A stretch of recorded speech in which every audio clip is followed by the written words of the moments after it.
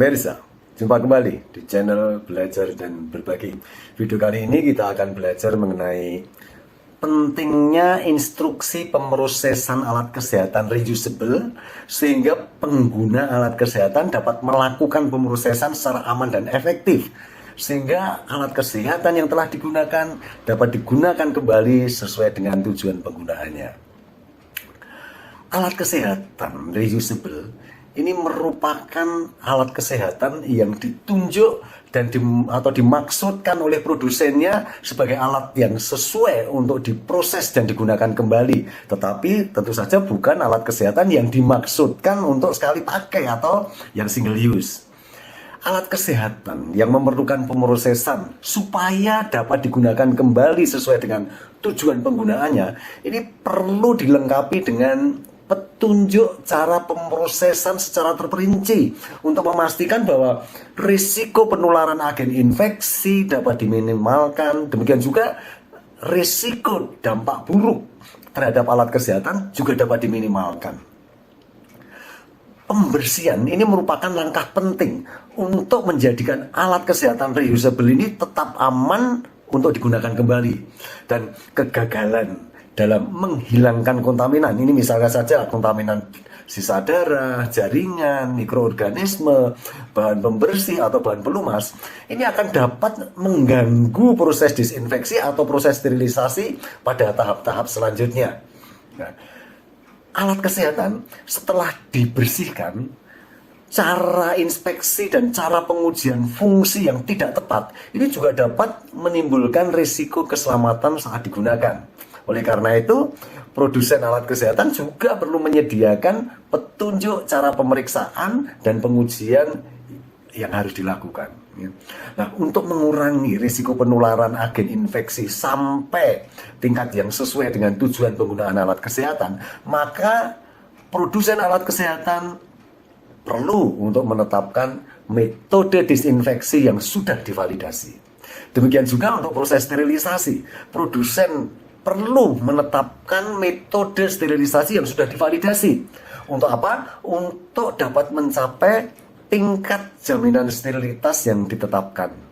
Nah, oleh karena itu, produsen alat kesehatan perlu untuk menetapkan satu metode yang sudah divalidasi untuk setiap tahapan pemrosesan alat kesehatan.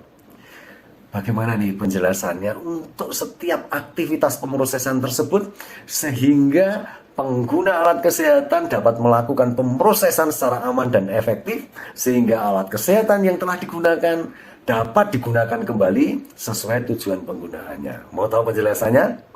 Ikuti terus video yang satu ini.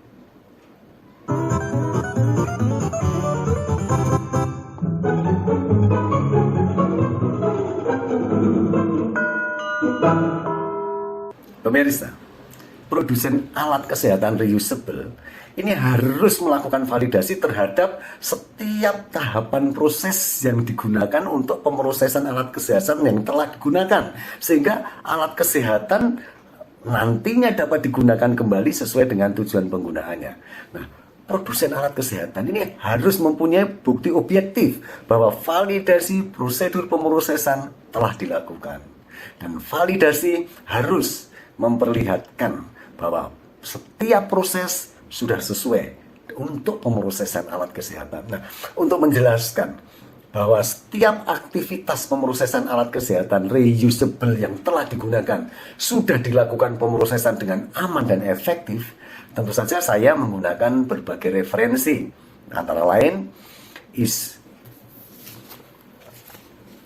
ISO 17664 tahun 2017, yaitu tentang Processing of Healthcare Products, Information to be provided by the medical device manufacturer for the processing of medical devices. Standar tersebut ini menetapkan persyaratan informasi yang harus disediakan oleh produsen alat kesehatan. Untuk apa? Untuk pemrosesan alat kesehatan reusable sehingga alat kesehatan dapat digunakan kembali sesuai dengan tujuan penggunaannya. Mari kita bahas satu persatu mengenai informasi yang harus disediakan oleh produsen alat kesehatan. Yang pertama, ini tentang informasi instruksi pemrosesan ulang.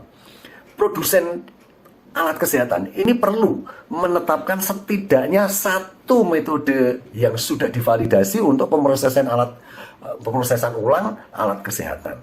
Selain itu, produsen juga perlu menetapkan informasi cara untuk pemeliharaan fungsi dari alat kesehatan.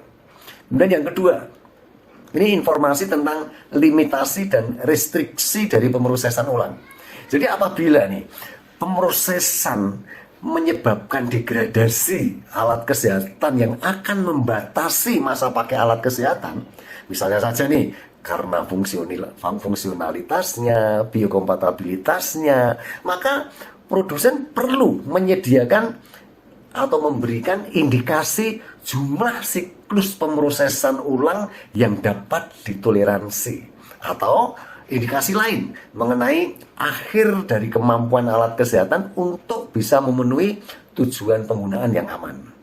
Kemudian yang ketiga, ini informasi mengenai persiapan di tempat penggunaan sebelum pemrosesan alat kesehatan.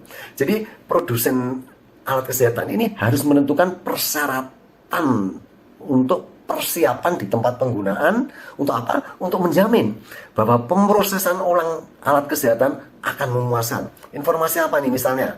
Satu, misalnya wadah untuk pengangkutannya, atau deskripsi sistem pendukungnya, atau penjelasan tentang teknik pra pembersihan yang penting untuk pemrosesan lebih lanjut, atau tentang persyaratan transportasi dan sebagainya.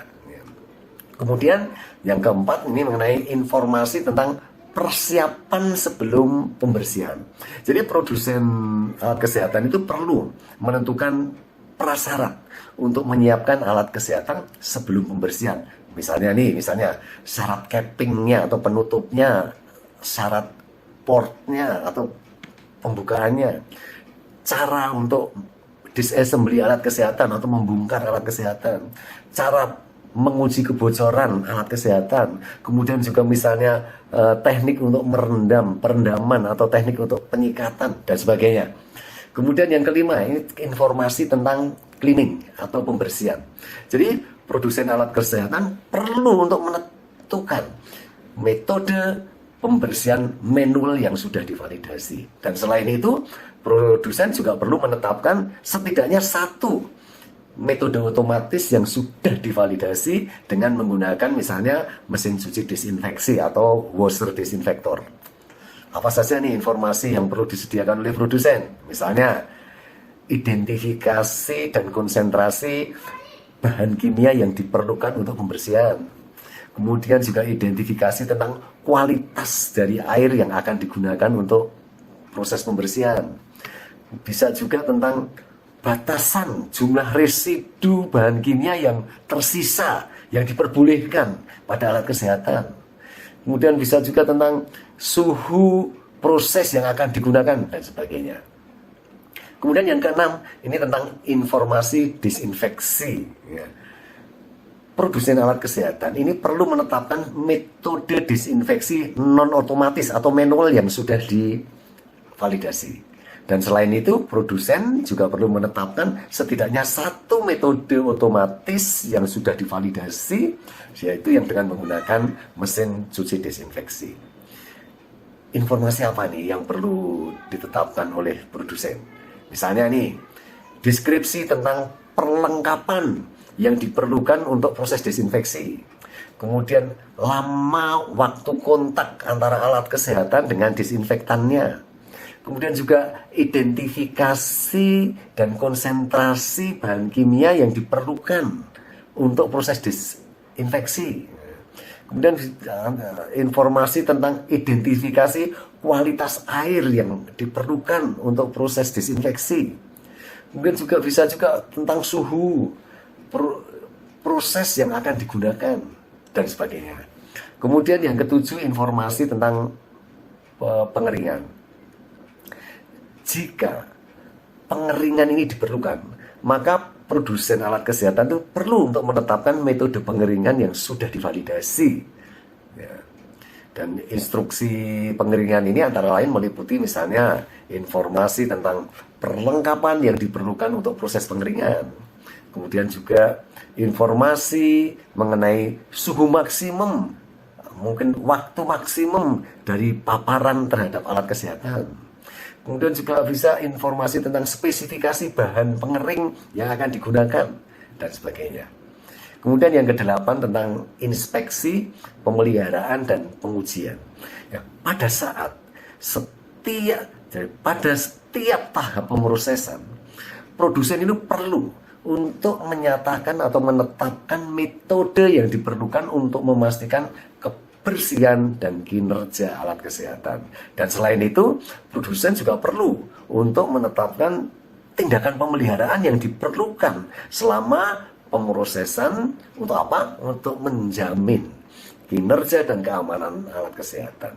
Apa saja nih informasi yang harus disediakan? Misalnya saja metode yang digunakan untuk adjustment atau untuk kalibrasi alat kesehatan. Kemudian bisa juga penjelasan tentang pelumas yang digunakan. Kemudian juga tentang kriteria kinerja alat kesehatan untuk memastikan penggunaan alat kesehatan yang aman. Kemudian tentang instruksi untuk merakit kembali dari alat kesehatan. Kemudian metode yang digunakan untuk mengganti komponen. Kemudian tentang penjelasan tentang persyaratan untuk inspeksi visual dan sebagainya. Ya. Yang ke-9 yaitu tentang informasi pengemasan. Jadi produsen perlu untuk menetapkan atau menyatakan metode khusus untuk pengemasan alat kesehatan selama sterilisasi atau setelah sterilisasi. Kemudian yang ke-10, informasi tentang sterilisasi. Produsen ini perlu menentukan metode sterilisasi yang sudah divalidasi. Apa saja informasi yang diperlukan. Misalnya nih, perlengkapan yang diperlukan untuk proses sterilisasi alat kesehatan. Bisa juga tentang identifikasi dan konsentrasi bahan sterilisasi yang diperlukan untuk proses sterilisasi. Tentang kelembaban yang diperlukan untuk proses sterilisasi. Waktu paparan atau paparan minimum dari bahan sterilisasi. Bisa juga tentang informasi tekanan yang diperlukan untuk proses sterilisasi. Uraian tindakan pasca proses sterilisasi. Tentang suhu yang digunakan untuk sterilisasi dan sebagainya. Kemudian yang ke-11 informasi tentang penyimpanan. Ya. Produsen alat kesehatan ini harus menyediakan informasi mengenai waktu penyimpanan atau kondisi penyimpanan terhadap alat kesehatan yang sudah diproses ulang sebelum digunakan, sehingga nanti akan digunakan, kalau nanti waktu digunakan tetap aman. Ya, demikian tadi kita telah belajar mengenai pentingnya produsen menyediakan instruksi pemrosesan untuk alkes reusable supaya pengguna alat kesehatan dapat melakukan pemrosesan dengan aman dan efektif, sehingga alat kesehatan yang telah digunakan setelah diproses ulang dapat digunakan kembali sesuai dengan tujuan penggunaannya. Semoga bermanfaat. Jumpa kembali di video selanjutnya dengan topik yang berbeda. Sampai jumpa.